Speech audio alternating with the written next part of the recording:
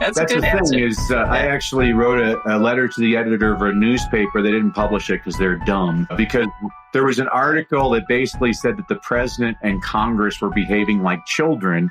And the gist of my letter is that is such an insult to children because children get over it. It's adults that hold grudges. The thing I used to love about teaching little ones is they get in fights and like 10 minutes later, they're like, this is my best friend. And I love that. It's like, let it slide off you, man. Don't hold it because the only person you're hurting is yourself when you hold that grudge. Well said. Well said. Wholeheartedly agree and well said. Hello, everyone. Welcome to 1000 Crazy Questions, the podcast. I'm your currently sane host, Houston Pierce. This is a podcast where we have on at least one guest a week and ask some series of crazy would you rather questions. We get into the psyche of our guests, explore topics and questions that maybe should not have been explored. Okay, let's get into the episode this week. This week we have with us speaker, trainer, entrepreneur, coach, and author. Please welcome the unbelievable Dr. Danny Brassell. Doctor, do you want to introduce yourself to the listeners? Well, thank you so much for having me, Houston. More importantly, thank you for spreading some joy in the world. Yeah, my name is Dr. Danny Brassell. My last name is really easy to remember how to spell. It's spelled like Bras. Sell. No, I never took any grief over that as a child. And what I do, I'm the co-founder along with Coach Jimmy Hayes Nelson of the Well-Crafted Story Workshop. And what we do is we empower leaders to transform their personal experiences into powerful business stories that inspire action, drive growth, and create lasting impact. Basically, what we're going to do is we're going to help you create what we call your well-crafted story. Politicians would call this your stump speech. Superhero movies, they call it the origin story. In his book, Drive, Daniel Pink would probably call this your purpose-driven speech. Simon Sinek, in his book, Start With Why, would call this your visionary statement. You can call it peanut butter and jelly. What this is this is a talk that you're going to create that's going to introduce yourself to new audiences that you're going to deliver again and again. It's flexible enough that it can be delivered in 30 seconds or 30 minutes. It can be delivered virtually or live and in person. It can be delivered to a lot of people, a few people, or one-to-one. It can be delivered in a ballroom, in a boardroom, in a courtroom, in a classroom. Heck, we even had a guy deliver it in a restroom once. But whatever it is, this is a speech that introduces yourself and engages people to the point that they decide to take the next step with you, which could be an unpaid step, like subscribe to my podcast or book a free phone call with me. It can be a paid offer, like buy my product or invest in my coaching. And that's the only way we measure our effectiveness. Are we getting more and more people to take that next step with you? So that's a very long answer to your short question, Houston. No, that's a great answer. The follow-up, which I'm sure you get all the time, is, well, what is your pitch? What's your peanut butter and jelly? What's your maybe minute long, would you say, jump in for yourself? I think I just did it. Okay. Well, yes. But if it's like, if you were like, give me a phone call, if you were like, for like a consultation, something like that. Yeah. I mean, so for example, yesterday we signed a client who's a pretty successful movie producer, and what he wants to do is to help perfect his presentation. And so he gave me a 38-minute clip, and I actually went minute by minute with him on the things that he was doing well, the things that he could improve on. And what we want him to do is to be able to get more engagement with his audience. He had 2 different speeches he didn't realize crammed into one speech. And so we're going to work on that with him. Gotcha. That's really cool. How long have you been like doing? When did you find that this was sort of like a niche that you can do? This is something, it's a very useful tool, but I don't really think about this often. Like how long did it take you to find this? Or like really professional. Cool. Yeah, that's a great question, Houston. So if you were going to write if I was going to write an autobiography, I'd call it Pivots, because my entire life has been pivots. I'm still trying to figure out what I want to do when I grow up. So 30 years ago, I was a journalist. I got to cover President Bush Sr. in the 1992 presidential election. And it was a great job. I got to work with all kinds of amazing editors from around the country. And one editor of a major daily offered me a job doing the city beat for $16,500 a year. Well, a friend of mine said that they were hiring teachers in South Central Los Angeles for $25,000 a year. So I became a teacher for the noblest of reasons, for the high pay. And I did that for many years. Then I became a college professor. And then in 2005, my wife and I attended a real estate seminar, which turned out to be a scam, and we lost everything. And I could focus on all the negatives, but I'm a positive person. First of all, my wife is my soulmate. I put her through the ringer and she stood by me. She's an incredible human being. Second of all, I no longer make money my end objective because I realize you can lose that in just a second. Third, I try not to judge other people, because if I was somebody who looked at what I had done, I would have said, well, you deserve that. But now I realize if you don't know everything about a person, you really don't know anything about a person. Fourth, I became a Christian, which I'm always embarrassed to say, but the more I read the Bible, I'm not the first screw up to find Jesus. And fifth, I was facing bankruptcy and I wanted to avoid it. My accountant said, well, you have to make this much more money this year. So I started speaking on the side and I hit the number he gave me right on the number. Well, the next year, Houston, he gave me a much higher number and I hit that number right on the number. So in year 3, I thought, well, maybe I should set a higher number. And basically during one of the worst economic downturns in American history, I was able to build up a highly profitable speaking business, which was going along great. And then in 2020, a thing called COVID came along and people asked me, well, how's your speaking doing? And I'm like, well, the way I just lost 200 speaking engagements last night just because they closed the world down, it's doing great.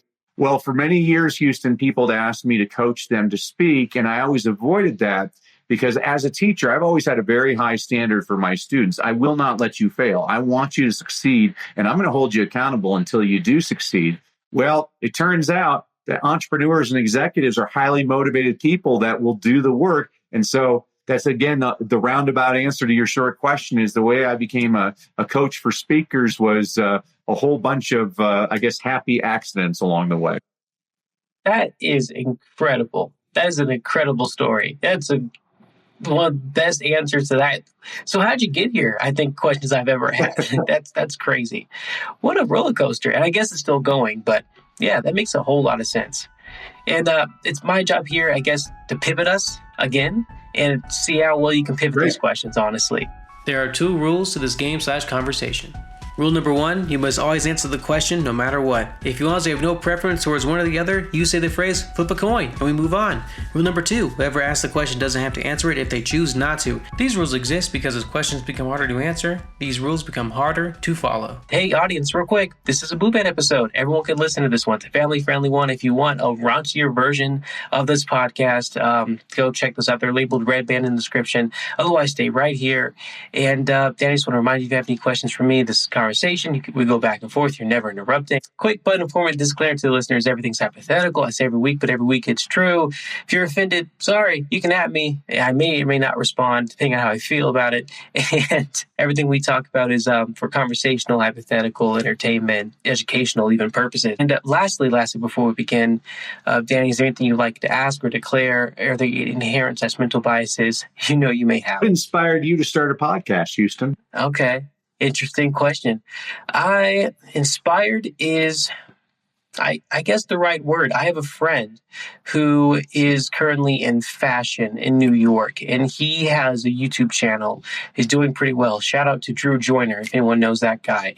And he was telling me about a friend of his who started a podcast, or he was listening to a podcast, and I was kind of sitting on a list of questions, which I'm using now to do this podcast, and I know what to do with it. So literally like lightning, when he was telling me about how he got inspired, and I knew I was trying to do something to do with my questions, the word podcast rung in my ears, and kind of like out of a book or a movie, whatever, I was like, podcast, like that really cheesy realization. And that inspired me, I guess, to make the podcast. But to go before that, the list I just made it. I sat down one day off of kind of a dare from friends because I had too many would you rather questions I was bugging them with, wrote them down, and under an hour I had written over 100.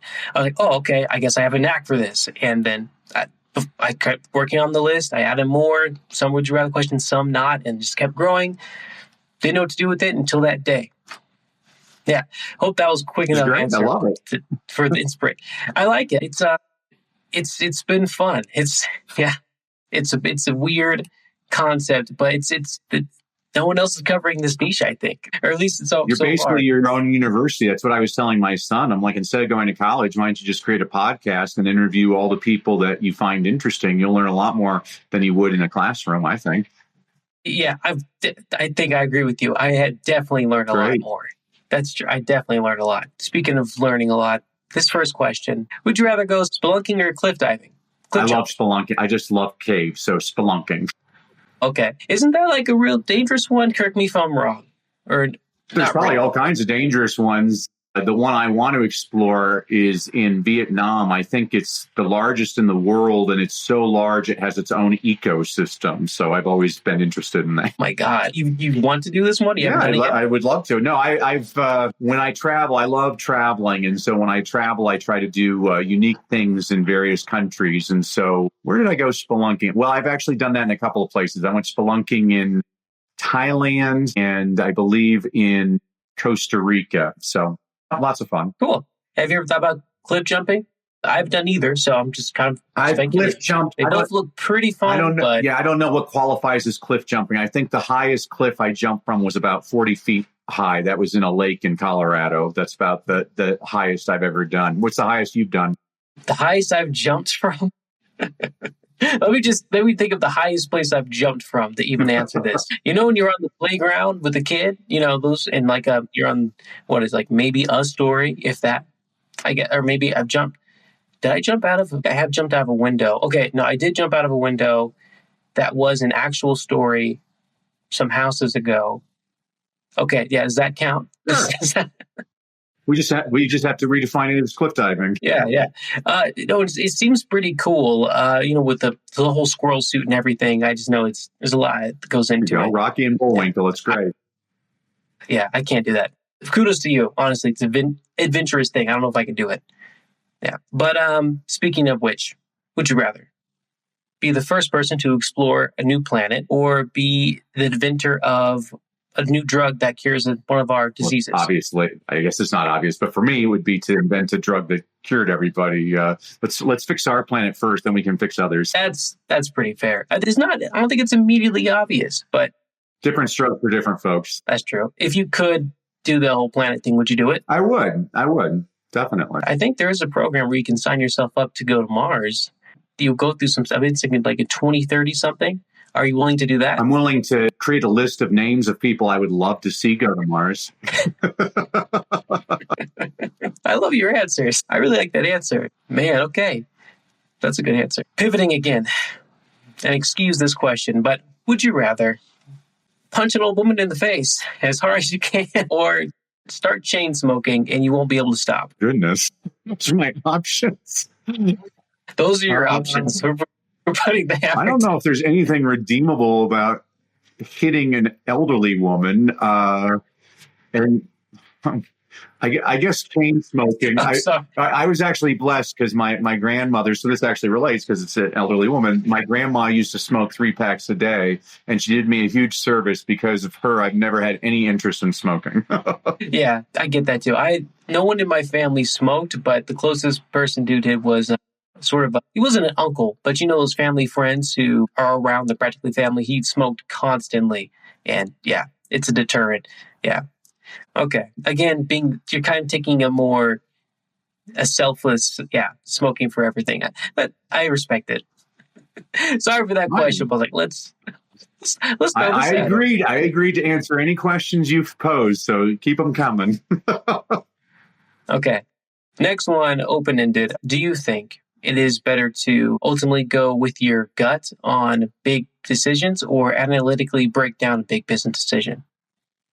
Well, there's actually research that supports that your gut's usually right. There's a reason that we say go with your gut, not your brain, because your gut actually is helping you biologically make those decisions. I've always been a person that goes with my gut. It's been serving me well. I mean, maybe it hasn't served me well. I already told you I pivoted a lot of times in my life, but I'm enjoying the journey. That's cool. Do you think there's anything to that whole gut biome kind of changing how you think. I think there's a whole thing like what your diet can change your biome, which then instructs how you make decisions. I don't know where I heard this from, but maybe it was a different podcast. But have you heard that? Do you agree with Well, it? I agree. That's definitely, it's just, one of my mentors was Charlie Tremendous Jones, and he used to say, you're the same today as you will be in 5 years, except for two things: the people you meet and the books you read. So I always encourage people, make sure to surround yourself with people that lift you up, and make sure to read really positive things to get you motivated. The reason I listen to your podcast is it's positive. I was watching a horrible show on TV last week called The News, and it totally depressed me because it's nothing but negativity. So I encourage everybody, surround yourself with positives. That's why I watch comedies instead of dramas, and I love sporting events because you never know when somebody can do something extraordinary. Yeah. Wholeheartedly agree. Not that it's not good, audience, I guess, to like keep your eye on the news. Personally, I feel like I have to stay informed. But if that's all you intake, I definitely it's very negative, and it could. Yeah, I get it. One of my favorite channels. This is going on to a tangent, but one of my favorite channels on YouTube is this channel called Wisecrack, where they break down things in pop culture and politics and science and whatever. And lately, it's been a bunch of political videos, and it's been like, at least in my eyes, it's been like 90% political doom, which, not that the videos don't have good merit or points to them, but it's also when I used to come for them for like entertainment and maybe like to think or, the philosophical, whatever type of argument for whatever. Now it's all, we're going to die, more or less. And it kind of weighs on me. I have a Post-it note on my desk that says, "What if I'm wrong?" And I wish more Americans had that posted on their desks. Maybe we should stop pointing out how much we know and shut up and listen to other people and listen to what they know. You don't have to agree with other people, but I think it's an important skill to learn how to respectfully listen and to consider different points of view. I think we'd be much better served. I have no interest in politicians because they're not about solutions. It's the same reason I hate thought leaders. I'm like, thought leaders? I've got plenty of thoughts. I don't need any more thoughts. I'm a results leader. I need results, not thoughts. Thought leader? I haven't heard of a thought leader. Isn't that just someone? A lot of self-proclaimed thought leaders cracks me up. It's like a poor man's philosopher. I don't get it. It's like a life coach. That always drives me nuts. I always tell people, if you need a life coach, go to Starbucks because there's 7 of them there right now. They don't know what to do with their lives. Oh, man. Okay, well, this lines up perfectly. Speaking of following people, would you rather have everyone you know look up to you? I don't know how many of them already do, but now just everyone. Or lose your most valuable role model. If you got one, but you'll lose them. Those aren't even equal equations. One's a really good thing, one's a bad thing. Of course, I want people looking up to me. That would be a great thing. That's hopefully when I die, I've set a decent example for people. Yeah, that's definitely my answer. Okay, well, maybe this is my psyche shining through in this case, because people looking up to me is threatening to me. It's kind of not threat. It's like it's a little scary to me, because if as someone who knows they make a lot of mistakes and bad decisions sometimes, anyone looking up to me is like, oh, don't do what I do necessarily, or do as I aspire, don't do as I actually do. I don't know. That's me. I think that's my psyche. Let's reframe it for you, though. I mean, the mistakes you make can serve as examples that the people following you won't do. So they're still learning from you. It's not a bad thing. That's all right. Thank you for reframing it. That was pretty good. Yeah, you spun it. Dang it. Yeah, that was a good spin. Shoot, would you rather have lunch with Noah or Moses? You can do that. Noah or Moses? Well, Moses, as he would be my ideal client, because Moses didn't speak very well. Aaron did all the speaking for him. So I guess I could enroll Moses in my speaking program. Noah, I wouldn't mind hanging out with Noah because I'd probably have to do a lot of listening because he was just on a boat with nothing but animals, and he's probably just been waiting to say something to somebody. So I guess, but I'll be selfish. I'll take the professional reason. I'll choose Moses because I can hire him as a client. I respect it. I respect it. You could, oh, you know what you could really do though, with Noah. He's a client too. You know, when he was talking to the people for like, hey, it's Oh, going to yeah. rain, the flood's coming, and no one listened. There's a You just golden reframed that ticket beautifully. opportunity. You're right absolutely right, Houston. Yeah, actually, you're right. That is the proper answer is Noah, because he didn't give a very convincing speech. My job is to make speeches that people take the next step. So you're absolutely right. Noah was the correct answer. You've saved more lives That's with right. Noah. It's Yep. worked out. That was pretty good. In the same vein, who would you say, by the way, is like your favorite biblical character? If you got Well, so, I don't want to get all religious-y on people because people freak out. Like I always tell people, my goal as a Christian is to make my Christianity a verb, not a noun. There's a lot of people that love to boast that they're Christians that don't act very Christ-like. It's more important to me to be that kind of role model. The story that really helped me after all of the troubles I had is in Genesis 50:20, which is kind of cool. So Jacob has just passed away, and now Joseph's brothers are freaking out. They're like, "Oh no, Dad's dead now, and Joseph's going to take his vengeance out on us." And they go up to Joseph. They're like, "Hey, Joe, before Dad died, he said you're not supposed to take vengeance on us for trying to kill you." And it's a really nice moment in the Bible because Joseph looks at him, basically shakes his head. He's like, "No, man, everything you meant for evil, God meant for good." And so when bad things happen to me, I always just have to reframe it that there's a reason this is happening to me. God has something much more glamorous and glorious for me to do next. So it's all about point of view. How do you look at things? That's a great answer. I actually didn't even know that part of the story because you already forgave. Are we past that? I would think. That's funny. Yeah, like I would have been taking my vengeance if I wanted, but anyway. Yeah, well, I mean, that's the answer. thing is I actually wrote a letter to the editor of a newspaper. They didn't publish it because they're dumb. Because there was an article that basically said that the president and Congress were behaving like children. And the gist of my letter is that is such an insult to children because children get over it. It's adults that hold grudges that. And, the thing I used to love about teaching little ones is they get in fights and like 10 minutes later, they're like, "This is my best friend." And I love that. It's like, let it slide off you, man. Don't hold it because the only person you're hurting is yourself when you hold that grudge. Well said. Well said. Wholeheartedly agree.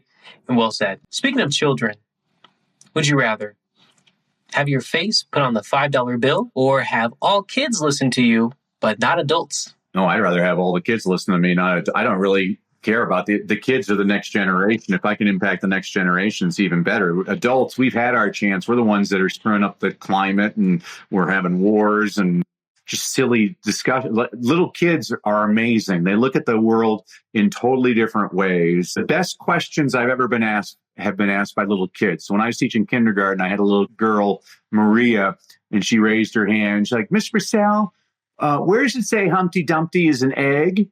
And I laughed until I reread the nursery rhyme. Nowhere in that nursery rhyme does it ever say Humpty Dumpty's an egg, but there's always a picture of an egg. How did I miss that? She got it on the very first try. Tyrell, a 6-year-old, when I was teaching first grade, he raises his hand one day. He's like, "Mr. Brassell, is Curious George a monkey or an ape?" And I laughed at him until I reread the book. The man in the yellow hat always calls Curious George my little monkey.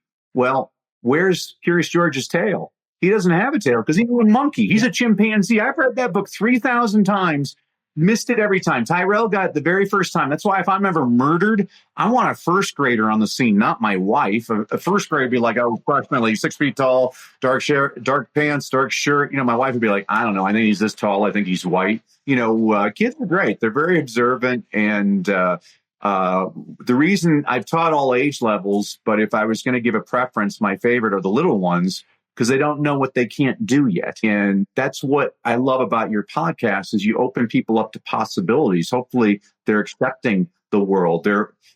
It's kind of free flow. I love this. I don't know what your questions are going to be. I'm just going to roll with it. And that's the great thing about kids is they still play. Maybe adults need to start playing a little bit more. We need some recess and some nap time. And, that book, Robert Fulghum, Everything I Needed to Learn, I Learned in Kindergarten. It holds true today, maybe more so. Man, That's all totally true. And that's awesome. They got the book. But yeah, Humpty Dumpty, he's drawn that way. It's never written. Those are some great insights too. That's crazy.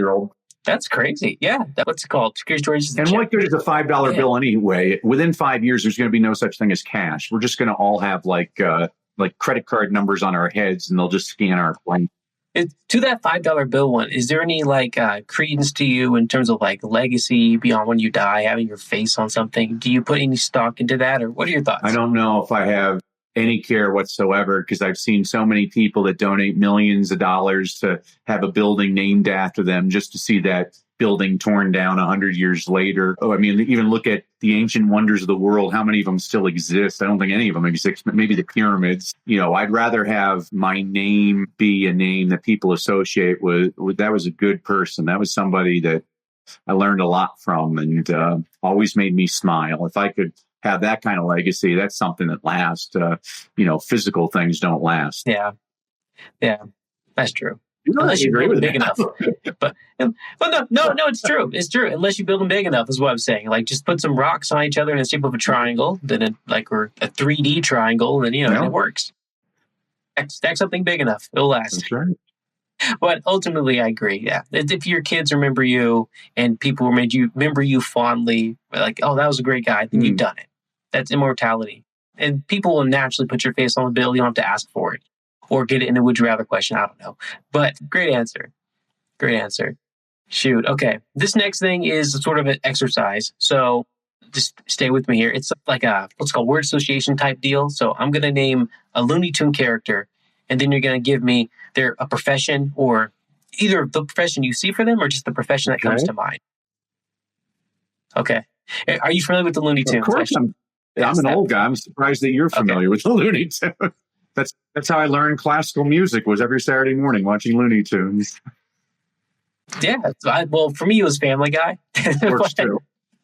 But Looney Tunes. There's actually a really good Family Guy episode where Coyote finally catches the Roadrunner, and then he has you got to check it out. Yeah. Wile E. Coyote, he catches the Roadrunner. He kills the Roadrunner and he eats the Roadrunner. Well, now he's unemployed because he doesn't know what to do with his life. So he becomes a waiter, and he's screwing up at every job. So there's my answer for Wile E. Coyote. He'll be a waiter because once he catches the Roadrunner. I'm writing that down right now because I actually want to see that. Yeah, it's getting rid of purpose. Shoot. Okay. Yeah, I'm going to start listing. Starting with Elmer Fudd. Elmer Fudd's got to be a hunter, obviously. All right. Well, true. Tweety Bird. Tweety Bird. What would Tweety Bird do? Has this sweet little voice. I guess Tweety Bird would be a really good kindergarten teacher because of that sweet little voice. Makes everybody feel calm. Good pick. Sylvester the cat. Sylvester speaks like a politician. Both sides of his mouth. Shade. What's it called? I just have them in my head. Oh, Marvin the Martian. Marvin the Martian, a conspiracy theorist. That's a job. It is for some people. It's a podcaster. I always love conspiracy theorists, especially the people that are anti-government. I always say, so our government's completely inefficient, you're saying, except for when it comes to a conspiracy. Ben Franklin had a great quote about that. He said, 3 can keep a secret if the other 2 are dead. So all these people that believe in conspiracy theories, I think there's a concept known as Occam's razor developed by Sir William of Ockham in the 14th century. He said the best solution to most problems is the simplest one. And so all these people's conspiracies, sometimes things just happen, it just happens that way. And you got to kind of deal with it. It sounds like a podcast to me. It's or one of the conspiracy podcasts to me. But yeah, I can see that. The earth is actually flat. I've seen it anyway. No, there's people that believe that, and there's no way that Okay. I learned long ago to not try to convince people of my point of view. They can have their own point of view. It's fine. Who was a Charlie Munger said, "Don't waste your time arguing with idiots. You don't have to accept the invitation of every argument you're invited to." And I'm paraphrasing. He said it better than that, but Charlie Munger was a wise man. Don't waste your time on nonsense. Life's too short. Yeah. It's true. If you fight with dogs, you get fleas or something like that. It's one of the things. Taz, Tasmanian devil, Taz. He gets things done quickly, so I guess he'd be like a computer, some kind of like an AI programmer. That's pretty tame for the guy that goes into a tornado, but okay. That's pretty... okay. I can see him in a suit sitting down, being quiet, doing it. That's true. Sure. Daffy Duck. Daffy Duck. Gosh, this is a good exercise. Man, you're really making me think today. Daffy Duck. He has a way. You got this. Just pick the first thing that comes to mind. You don't have to. Well, the first thing that came to mind was the police officers. I don't know why a police officer was the first thing that came to mind, but that was what came to mind. So I'll give you a police officer. I'll let the audience figure out why I thought that. Maybe somebody can analyze me for that. Hey, works. It works. I think. Well, at least I can see it. I don't know how good he's going to be at it, but I can see it. Lola Bunny. Lola Bunny. The first thing I to was the first thing that came to my head. You're the one that got me thinking first thing in my head. So I'll be completely honest. No, it's fine. I'm supposed to be a blue episode, really a blue episode. So I'll rephrase that. A lady of the night. That sounds a little bit better. That's very nice. Maybe I might get the same answer for this one, but Pepe Le Pew. Pepe Le Pew, perfume salesman. He'd be working behind the counter at like Mason. That's freaking perfect. That's perfect. Last one, Bugs Bunny. No, he's a salesman. Door-to-door salesman. There you go. Good one. Oh, actually, I lied. Last one. What's that pig? What's his name? Pig. Porky Pig. Yeah. Porky Pig's a lot like me because I stuttered as a child. That's all, folks. What am I supposed to... Gosh, I'm not even... Porky Pig. Again, so I'm a restaurant manager. That's what came into my head. I don't know why. Somebody can analyze that for me. I had a ham sandwich yesterday. Maybe that's why I thought restaurant and Porky Pig. I don't know. Well, that's dark if that's the case. Porky Pig, he's selling ham sandwiches. Porky Pig. That's good. That's a good one, though. Hey, I love all your answers, honestly. That's great. It is a challenge, and you hit it. Oh, man. You've been batting these like fast and pretty hard. So would you rather always have perfect teeth or always have the perfect outfit? I actually really don't care about outfits whatsoever. I'd much rather, I don't want to have the Austin Powers teeth. So and my wife is a hygienist, so I would definitely much rather have perfect teeth. Would you, I don't know. I just pictured the Joe Biden thing. He's a really old, like his body is, he looks good, I guess, for his age, but I'm saying his body is very visibly old, but his mouth has just ching. I imagine that. I've never heard that. That cracks me up. I love that. Well, his teeth, you can tell he's had work that, like, they look good, but they're distractingly good. Like, his teeth are younger than the rest of his body. So it's like... That's right. You see him smile. The guy, great set of teeth, but it's kind of... It should have been his campaign slogan, great set of teeth. Honestly. Would you rather clone yourself as much as you want, and you can get rid of your clones just by touching them? They can come back to you. They're like independent. They are you, but they're versions of you that just go out there and they're you. Or telepathically be able to talk to people whenever you like. There's my answer. I just talked to you telepathically. You took the answer. Okay. If you explain a little bit why, what would you do? Well, I definitely don't want to clone myself. I can't even figure out one of me, let alone multiples of me. I always worry about that. I definitely wouldn't want to clone myself. You could get a lot of business that way. I'm just saying, you can be in 5 places at once. Telepathically communicating with people, that'd be great. There's like that old Saturday Night Live skit with John Lovitz, where he's the hypnotist and author of the book, I Knew You Were Going to Buy This Book, which I always thought was good. I think I'm the only person that laughed at that joke. I always thought that was fantastic. That's a great title. I mean, only if you own it.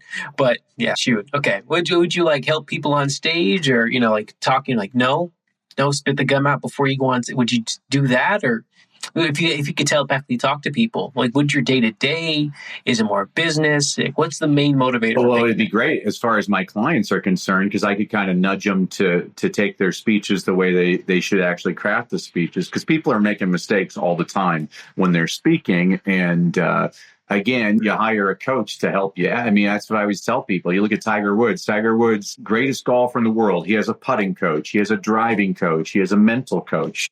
Maybe he should have hired a relationship coach, but that's the value of coaching.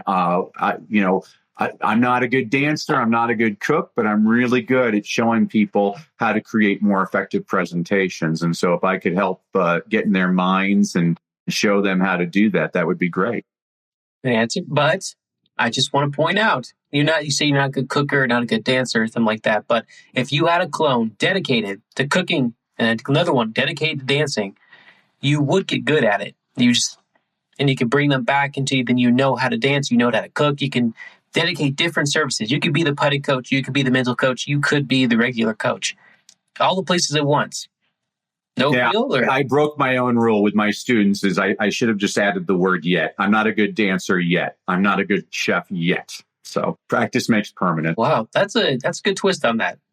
Practice makes permanent. There's another, I don't want to say antidote, but it's like, what's it called? Beats talent or no? Something's like effort trumps talent, I think. I think that's the I used to do that with my students. I'd say 5 frogs are on a log. One decides to hop off. How many frogs are left on the log? So what's your answer? That's my question to you. 4. The answer is 5. Deciding to hop off the log and actually hopping are 2 very different things. You got to get up and do something, kids. Oh, what a trick. But that's good.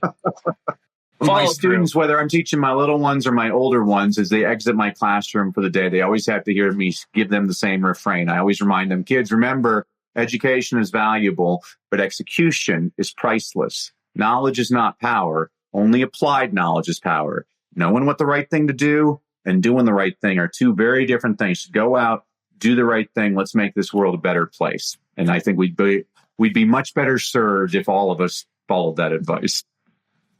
Well spoken. Well spoken, man.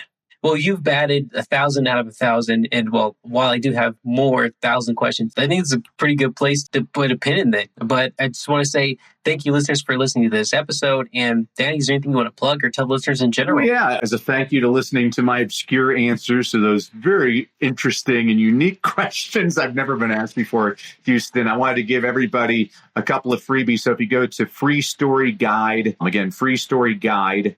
I'm going to give everybody their own well-crafted story blueprint. What this is a guide that you can follow on how to create your own well-crafted presentation. What it does for you is it takes the guesswork out of putting together an engaging presentation and shows you the necessary elements to that presentation. And what this means is you have the peace of mind that you can deliver much more effective presentations that get your audience to take the next step. You can get that at freestoryguide.com. And I just want to thank you again, Houston. I've had a lot of fun. You've given me, I can't think of a single question you asked, which I've ever been asked before. And to that, I salute you, sir. Well, thank you. Thank you for answering them, from punching old ladies to Looney Tunes. I appreciate you kind of following with me on this and giving some really good insight and advice to everyone listening, including me. So thank you. Listeners, follow Danny. Go to, I forgot the name of what he was just repeating. Freestoryguide.com. freestoryguide.com. And please rate and follow the podcast on Apple Podcasts, Spotify, the rest, because they're everywhere. And if you're watching this on YouTube, which you probably are, because this will be coming out with the video version, but like and subscribe even. Thank you for listening. Everyone, share this with your friends, share this with your enemies. Everyone stay safe. Peace.